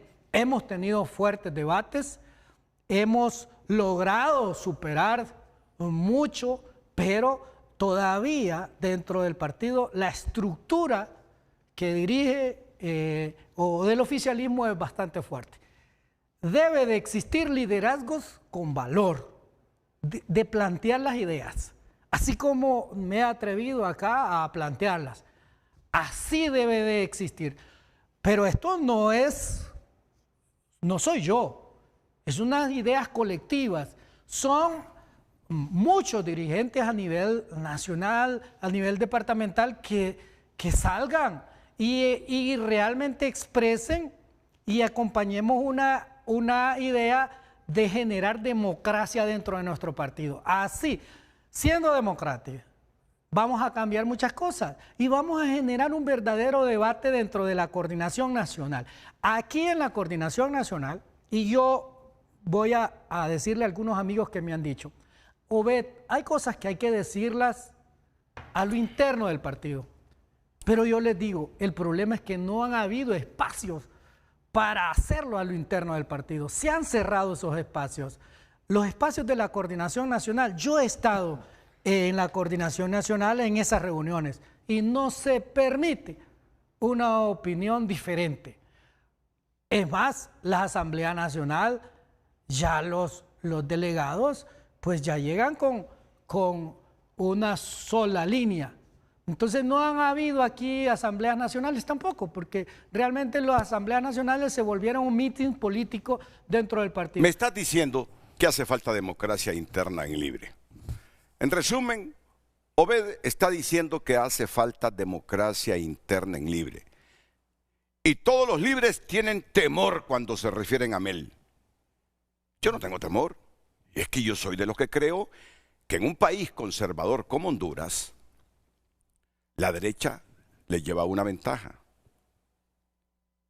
Pero el país necesita que siempre haya una izquierda. Ahora, el deber de ustedes. Ahí está. El partido está fuerte. O sea, los cargos, los alcaldes, todo eso. O sea, el partido está vivo. Entonces, ahí está. El promedio de votos de Libre en Honduras, 700 u 800. Ganaron la presidencia porque Narrala se sumó. Así de simple. Como el Partido Liberal se elevó con Salvador Narrala. Es que ese Salvador es un factor que uno no lo puede obviar. Pero lo que está diciendo Obed es que en Libre falta democracia interna. Cada elección el partido pierde gente. Y te voy a decir algo. Miren el día que se lo digo. Yo creo que Aldana se les va a ir. Aldana se les va a ir, no sé a qué partido, no sé si va a formar un partido, se les van a ir otros diputados, miren el momento que se los estoy diciendo. Y en cada elección están perdiendo gente. Por eso es que yo creo que si no retoman la democracia interna, si Mel no se da cuenta de eso, si quiere seguir siendo el mandón, así como es el autor intelectual de que haya aparecido Libre, así él mismo lo va a desaparecer. ¿Qué piensas tú sobre todo esto que han dicho en las causas? Y ya voy contigo, no te preocupes. Que provocaron esta derrota de Libertad y Refundación. Ojo, estamos con la imagen de gobierno, luego vamos a la de la campaña. Ok, perfecto. Eso es muy cierto. A ver, Obed dice que no hay democracia interna en Libre. Yo estoy de acuerdo con eso. Como también es cierto que no hay democracia interna en ningún partido político. Eso es un problema endémico del sistema de partidos en Honduras. Ahora bien, más que criticar a Libre, mi ánimo es hacer un análisis crítico del por qué perdió Libre. Y escuchando a Carlos, a mí me parece que hay 5 elementos que son claves para explicar por qué Libre perdió, más allá del análisis de cómo se comportaron los actores. Un elemento clave es que Libre no debió haber cedido la presidencia del Congreso a un diputado distinto a su partido. Ese es un elemento clave. Un segundo elemento fue el manejo de la política exterior. Un tercer elemento fue una línea ética sobreexigida. Un cuarto elemento fue la gestión y el manejo de sus conflictos internos. Y un quinto elemento fue una campaña enfocada en el voto duro. Esos 5 elementos son los que de alguna manera evidencian, y vos también ya lo has dicho, por qué Libre cae en esta derrota y que genera en mucha base de Libre una sensación de una derrota inmerecida. Porque si se le pregunta a la gente de Libre si esta derrota se la merece, la gente dice que no. ¿Y por qué la gente de Libre dice que no se merece esta derrota? Primero, porque hubo un desempeño social que no se puede negar. Hubo una reducción de la pobreza de más del 10%. La mayor inversión pública en la historia. La mayor inversión pública en la historia, una caída de la desigualdad. Se construyeron tantas carreteras y caminos productivos como para ir de aquí hasta Monterrey, México. O sea, se dio un crecimiento económico por arriba del estándar latinoamericano. Sí. Claro que hay una sensación de por qué si se hicieron las cosas bien, Libre pierde. Sí. Y yo creo que estos 5 elementos lo explican. Primero, desde el retorno a la democracia, ningún partido liberal o nacional le cedió la presidencia del Congreso a un miembro que fuera de un partido diferente. El problema no era Luis Redondo, el problema es que Luis Redondo no era de Libre. Pero si Libre hubiera tenido el control del segundo poder del Estado, definitivamente la gestión gubernamental hubiera sido diferente. Pero Redondo demostró ser más libre que muchos libres al final. Es que el asunto pero en medio de un torbellino. Pero en el inicio no lo era. En el inicio no lo era y hay un punto aquí. Pero había una agenda. Pero hay un punto que es clave. Hay un punto que es clave. Libre tenía 50 diputados. Tenía los diputados del PSH y solo tenía que arañar unos cuantos diputados del Partido Liberal, muy seguramente, y hubiera tenido un Congreso con una mayoría y con capacidad de gobernabilidad. Entonces, ahí fue desencadenando una serie de dificultades, de conflictos. Eso hizo también que la presidenta no había tomado posesión y Libre ya estaba sumergido en una profunda crisis e hizo que muchos de sus ministros también se volvieran voceros y que la agresividad ante la afrenta se volviera una forma de gobernar. Entonces, lo que pasó hace 4 años en el Congreso, claro que desencadena parte de las dificultades que se vieron. Segundo elemento, la política exterior. Y es que Libre nunca se alejó de Estados Unidos, pero se acercó más de lo necesario a Venezuela, Nicaragua y Cuba, en un país que es fundamentalmente conservador. Y también una política exterior hondureña que coincidió con el cambio de la política exterior de Estados Unidos. Es que cuando Libre llega al poder, el enemigo de los Estados Unidos estaba en el Medio Oriente. Sí. Pero luego llega Trump al poder y Marco Rubio. Y el enemigo de Estados Unidos es el enemigo interno que está en la región hemisférica. Sí. Entonces vemos un Estados Unidos que te dice, el enemigo ya no está en el Medio Oriente, ya no está en Irak, ya no está en Afganistán. El enemigo interno en Estados Unidos son los latinos que vienen de esas izquierdas que están dificultando la vida de estas personas, y esa es izquierda en Venezuela, en Cuba, en Nicaragua, que empalma perfectamente con esa política exterior que el gobierno privilegiaba y que generó cercanía y que hizo que elementos como el Plan Venezuela y que la estigmatización de la izquierda golpeara de manera muy dura la campaña. Entonces, ese giro en Estados Unidos, claro que impacta y golpea de manera decidida. Una línea ética sobreexigida. Vos sos resultado de un problema de unas relaciones clientelares que no deberían existir en la política.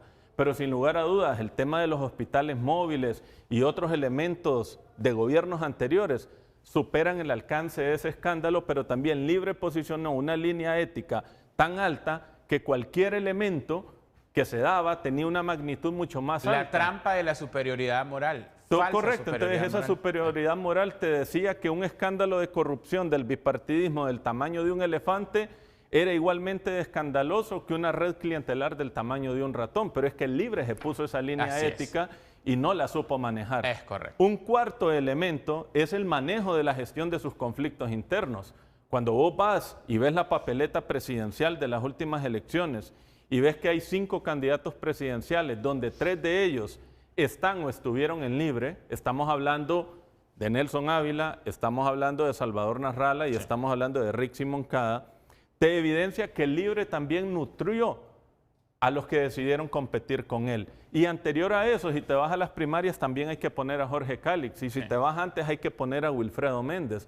Entonces, claro, un partido cuyos conflictos se resolvieron sacando gente de su partido, entonces eso también muestra que esos votos se terminaron erosionando. Disgregando, sí. Entonces, no tener capacidad de gestionar los conflictos para que la gente no se salga, porque es que no solamente se va el líder, con el líder también se van los votos y se van las estructuras partidarias. Sí. Y eso no se puede negar. Y el último elemento del que estamos hablando es una campaña enfocada en el voto duro. Entonces, claro, hay un cuestionamiento a la candidata, pero hay una candidata que en su estrategia decidió hablarle a un voto duro que quería escuchar eso. El costo de hablarle al que está convencido es que en esa autocomplacencia te olvidas de un espectro electoral que también necesita otro tipo de mensajes. Entonces, claro, hay una militancia de Libre que se siente cómoda con la forma en que se maneja la política exterior, pero hay una población, un voto independiente, que es más esquivo a eso. Hay una militancia de Libre que sí quiere una reforma tributaria fuerte, pero hay un voto independiente que espera una forma más escalonada, más progresiva de llegar hacia ello. El Partido Nacional también le habló al voto duro, el Partido Liberal también, aunque Salvador Narrala se movía más hacia el voto independiente. Y claro, Libre pone como un elemento de su derrota los factores externos, que tampoco se van a desconocer. Pero es que como los partidos decidieron hablarle al voto duro, cuando el presidente Trump decide opinar sobre el elemento electoral Honduras, él no le habló al voto duro de los demás partidos, le habló al voto independiente que estaba totalmente solo porque no pudo contrastar el mensaje de Trump con lo que Libre le podía opinar porque Libre decidió no hablarles. Entonces, para mí, esos 5 elementos son elementos estructurales que explican de alguna manera esa derrota, una derrota que, repito, para Libre hay una sensación de una derrota inmerecida. Injusta. Porque dicen, si hicimos todo lo hicimos bien, ¿por qué recibimos tan poco? ¿No? Bueno. Y creo que son elementos, Renato y Carlos, que explican por qué hoy Libre se encuentra en esta situación. Entonces, claro, uno puede quedarse en pensar si los actores y la correlación de actores son responsables o no, pero creo que también hay elementos estructurales, algunos que incluso Libre no controla o controló mal, que explican el por qué hoy tiene que ceder el poder. Sí. Y porque lo perdió. Y además, cierro con esto, con un elemento, Renato, donde en términos comunicacionales, Libre no pudo desmontar la sensación de miedo que se construyó alrededor de su proyecto político. Se decía, Libre no quiere el TREP, hubo TREP. Decían, Libre no quiere elecciones, hubo elecciones. Decían, el día de las elecciones Libre va a armar un desastre y van a haber tomas. No hubo tomas. Decían, Libre no quiere entregar el poder, lo está entregando. Pero creo que en términos comunicacionales, Libre no tuvo la capacidad de demostrar los atributos democráticos que en la práctica y al final, a veces arrinconado, demostró que también tenía capacidad de mira, hacerlo. ayer estaba viendo un video de Nayib Bukele, de la ministra de Educación de Bukele, sacando una caja. Los kits. Los kits escolares. Cajas. Y la gente, ¡wow! Ojalá que aquí tuviéramos eso. Yo, what the fuck, tuvimos eso. Xiomara entregó Mochila, 500,000 de pares de zapatos, 500,000 de mochilas. El mayor programa de becas en la historia de este país, 300,000 becas. Regalamos como 10,000 computadoras portátiles a universitarios. O sea, el 10% de los estudiantes universitarios en Honduras tenían una beca. Entonces, ¿cómo es que alabamos lo que hace el vecino y no fuimos capaces de ver lo que hacíamos acá? Producto de todo eso. Y lo otro que menciona Héctor, yo coincido totalmente con lo que dice Héctor. Porque este es un análisis interno el que estamos haciendo. Sí. Ya hay gente que me está mandando mensajes, salite del partido, porque estas cosas generan mucho resentimiento, ¿no? De que uno venga a un foro porque dicen Renato es de derecha, Renato es el enemigo, y vos te prestás a ese juego de ir a contar. Estas cosas son de importancia nacional, porque queremos entender lo que pasó. Y obviamente el partido ya sabe estas cosas.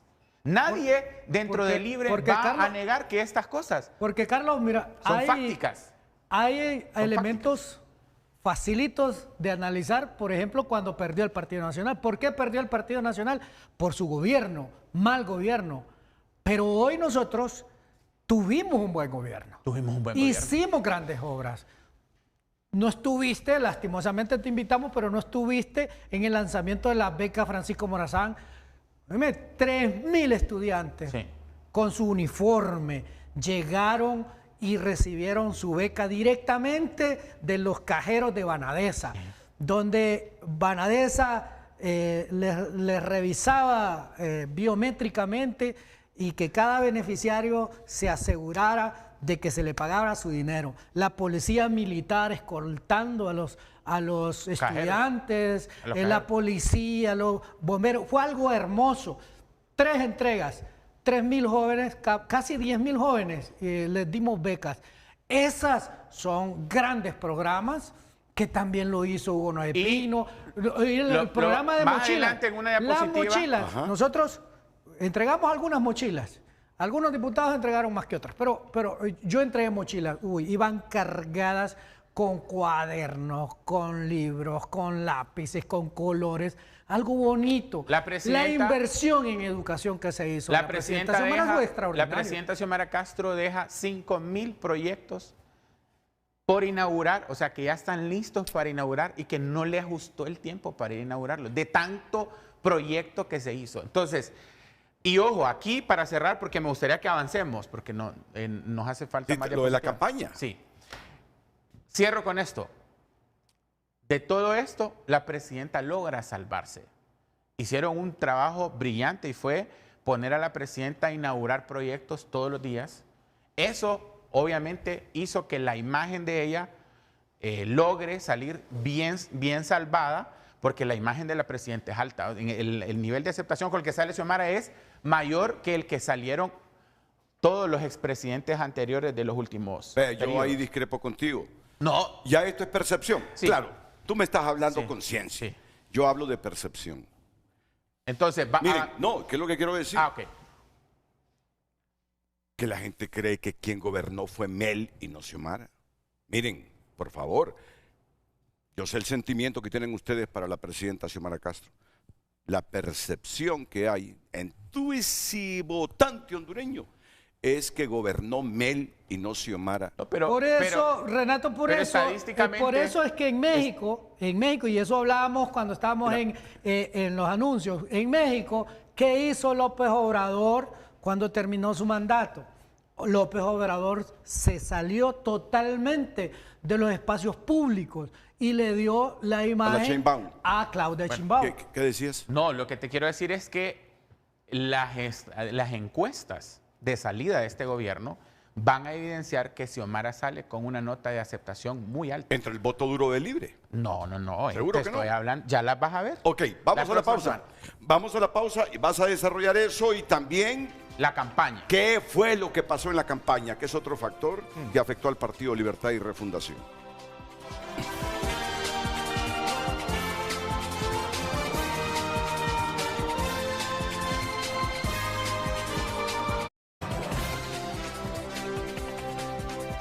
Redes sociales es presentado por La Curazao. Red Sale, la primera gran liquidación del año. Tu mejor compra comienza con una credioportunidad. Solo en La Curazao. Más mensajes. Un televidente escribe: Gerardo Torres Zelaya. El enorme ego de los funcionarios, la falta de comunicación de los logros. Carlos Estrada. El discurso de campaña política, felicitar a Maduro por su fraude y posterior represión en Venezuela. De acuerdo con todo lo que dice Cardona sobre por qué perdió Libre, uno de los mejores ministros que tuvo el gobierno de Xiomara.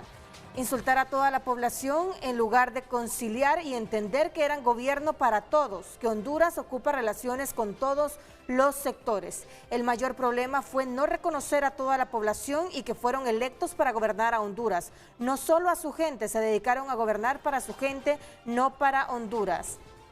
Felipe escribe: toda esta gente diciendo estupideces, dice, pero no se incluye. Cardona fue de los peores voceros que tuvo el gobierno. Debería decir toda esta gente y principalmente yo diciendo estupideces y diciendo malcriado. El problema del gobierno fue gente como este, incapaz y corrupto. Ismael escribe: un factor dentro de la ecuación de no ser favorecidos en las urnas fue la gran corrupción y que los vicios de pasado se mantuvieron, como la gestión de inversión social con clientelismo. El caso de Cedesol cerca de las elecciones, ahí puede explicar mejor Cardona. Una sola palabra: corrupción, escribe Alfredo Funes. Muchas gracias, continúe enviando sus mensajes. Redes sociales fue presentado por La Curazao. Red Sale, la primera gran liquidación del año. Tu mejor compra comienza con una credioportunidad. Solo en La Curazao.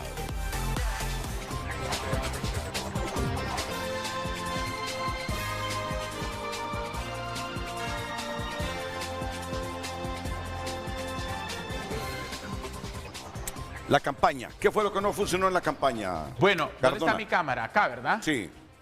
Una de las primeras cosas que voy a decir es que voy a desmitificar, porque en este estudio que estamos haciendo, le preguntamos a la gente específicamente sobre la construcción del candidato.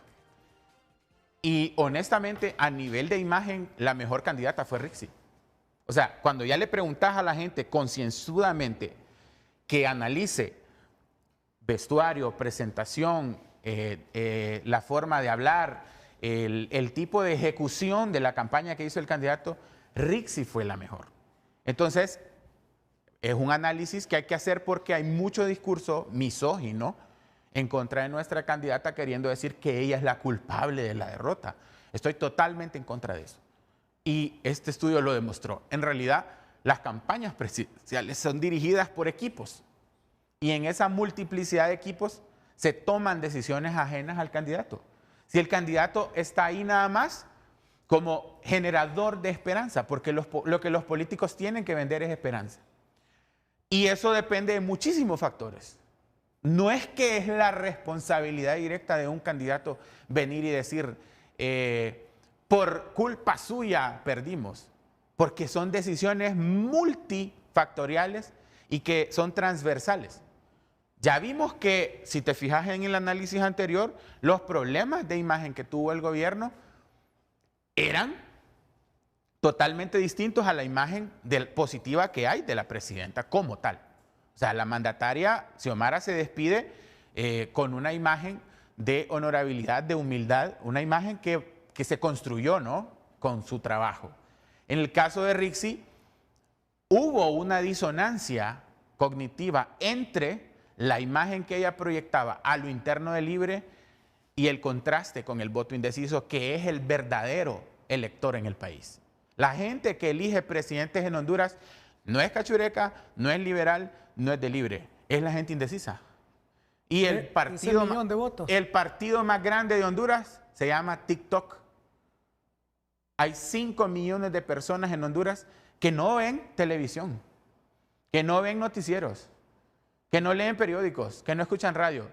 Agarran su teléfono y hacen scroll en TikTok. Y metieron un diputado. Eso varios. Uno que okay. llama Godo. Ahora vamos con los errores. Primero, estos son grupos focales, la metodología de Focus Group.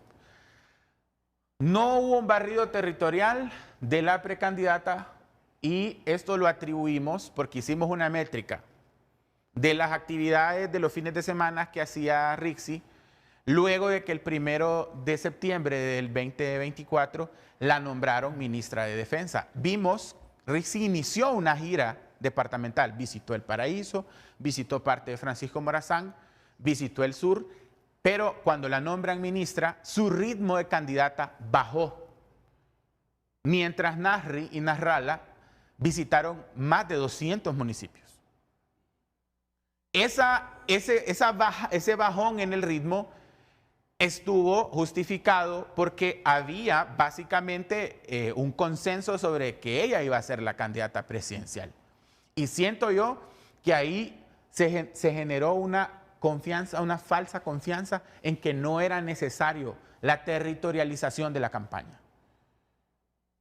Cuando es universalmente conocido que todo precandidato presidencial tiene que ir a darse a conocer al interior.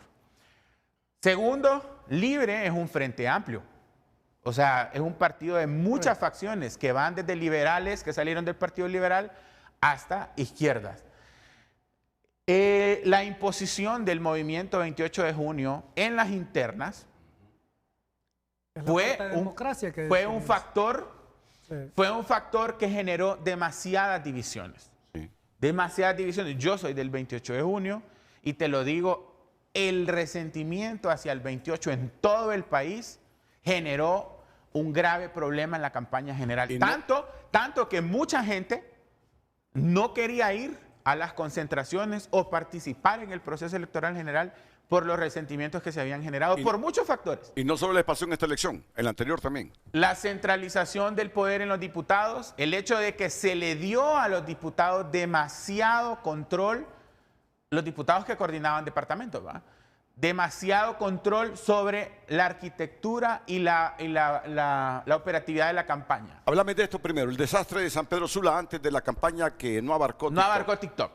Y el que quiere tener éxito en los públicos nuevos, en los nuevos votantes, que eran casi 1 millón, tiene que entrar ahí. ¿Qué pasó en San Pedro? San Pedro Sula mandan a Rodolfo Pastor de María y Campos, exministro de la presidencia, a unificar el partido porque San Pedro Sula es un caos. El partido está demasiado dividido y fracturado desde hace años. Rodolfo Pastor trabaja 2 o 3 meses y se da cuenta que la unidad en San Pedro Sula no se puede lograr mientras no le quiten a los diputados el control que tienen sobre esos feudos que han construido en todo el departamento y en la ciudad en particular. Que hay cantones, porque está dividida la ciudad en cantones, entonces hay cantones que responden a un solo diputado. Y que mientras no se rompa eso y no se construya una unidad de la candidatura o de la coordinación que él se le delegó, entonces no se va a poder avanzar. Y se pelea, hay una pelea que se da entre él y estas estructuras que ya estaban y que llevaban años ahí. Entonces al final se debilita la candidatura de Rudo y entonces sacan de la manga del sombrero a Rodolfo Padilla Sonce. Esto lo hablo con propiedad porque yo fui asignado como ministro de acompañar. Estuve un mes antes de mi renuncia trabajando con don Rodolfo en los fines de semana, que era cuando yo podía movilizarme porque de lunes a viernes trabajaba. Entonces, fuimos a San Pedro, hicimos una encuesta. En esa encuesta, don Rodolfo estaba 38 puntos abajo de Roberto Contreras. 38 puntos. Entonces, cuando tenemos las conversaciones, yo les digo, bueno, vamos a hacer una lucha por alcanzar regidurías. Pero ganar la alcaldía está difícil. Imposible. Entonces, luego la candidata sacrifica varias de sus giras departamentales para ir a trabajar en semana a San Pedro Sula. Hizo algunas actividades importantes, trató de unificar. Yo creo que en San Pedro, pues ella dejó una buena imagen de su trabajo, pero la alta concentración de la candidata en San Pedro Sula le restó presencia en otros departamentos y eso mucha gente lo dice. Por ejemplo, hicimos un grupo focal en Lloro, hicimos otro en Colón. Ella fue 2 veces a Colón. Pero la gente te decía eso, hubiera venido más, hubiera venido más. Narri y Narrala fueron a más de 200 municipios. Ahora, los símbolos de campaña sin conexión con los imaginarios nacionales. En el caso de La Racha, uno no entendía, y en esto hay que hacer un análisis que tal vez Héctor nos puede ayudar, lo que llamamos la vulgarización o la fetichización del discurso de campaña. Para muchos eso era vulgar, eso de la racha y todo eso, pero ustedes no tienen idea. ¿Cómo pega? Métricas de redes sociales, mira las métricas. Mira, Asfura, Narrala en Facebook. Narrala es el rey de Facebook. Mira cómo está Rixi segunda, Narrala, Asfura tercero. Pero mira en TikTok, Asfura tenía casi el 60% de los listenings del público en TikTok. Rixi, demasiado baja en TikTok, y Narrala era segundo. En X, que es la red más tóxica de todas y que es la que menos gente tiene en Honduras, y es donde pasamos peleando todos, éramos y teníamos una alta presencia, pero no es una red redituable políticamente. Y en Instagram, que tampoco es tan relevante porque es para públicos un poco más clase medieros, estábamos arriba. Pero acá y acá, yo sé que esto mucha gente adulta no le gusta hacer este análisis de redes, pero los votos aquí están. Así es. Los votos están en las redes. Política. Entonces, faltó muchísimo. Y eso de La Racha, hay videos de La Racha que tienen 1 millón de reproducciones en TikTok. Ok, miren, aquí estaba Rixi. Todos tenemos sentimientos pro-cubanos por toda la historia de Cuba, desde los años 60. Tú dijiste que Honduras es un pueblo conservador, por muchos factores. Rixi dijo aquí, es el modelo para Honduras, el modelo alterno, Cuba. Pero te hago una pregunta. ¿Vos le preguntaste eso para joderla? No, jamás. Oíme, ¿cuánta gente me tildó de rixista a mí? ¿Cuántas veces vino Rixi? Y también sacaron lo de Lucky, ¿verdad? Que son fuera de contexto, te lo digo algo. pero lo usan en la campaña. Mira, ella tiene que hacerse una autocrítica. Sí. Y tú debes hacerte una autocrítica también sobre Rixi. Mira, la gente, 8 millones de venezolanos transitando por Honduras simpatizaron con Venezuela. Y en un pueblo conservador, echarse encima a los militares con todos los errores cometidos por los militares, echarse encima a la iglesia, echarse encima a Estados Unidos. La izquierda tiene que hacer ajustes. Y este partido de izquierda que nos gobernó, si no hace esos ajustes, sin renunciar a sus principios, con ese discurso de las 10 familias, las 10 familias, las 10 familias, en un pueblo conservador se echaron encima a medio mundo. Pausa comercial y tal vez nos dan tiempo de regresar. Yo, si fuera propietario de Televicentro, diría, denle en unos 5 minutos a ese Renato que nunca nos cumple con los horarios.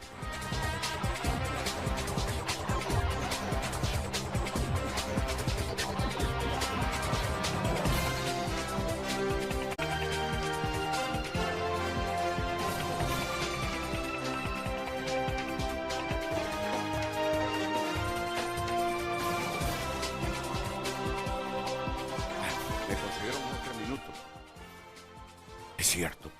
¿Quién fue el primero que felicitó a Juan Orlando Hernández en su segundo mandato? Daniel Ortega. Daniel Ortega. Y a Narri Asfura también. Oíme. No, ¿sabes qué? Tú tienes razón. La política exterior de Honduras, y siendo mi amigo Eduardo Enrique Reina, pero no sé cuánta independencia tenía para manejar la política exterior. Es que no la tiene el canciller, sino que se la dictan desde el Ejecutivo.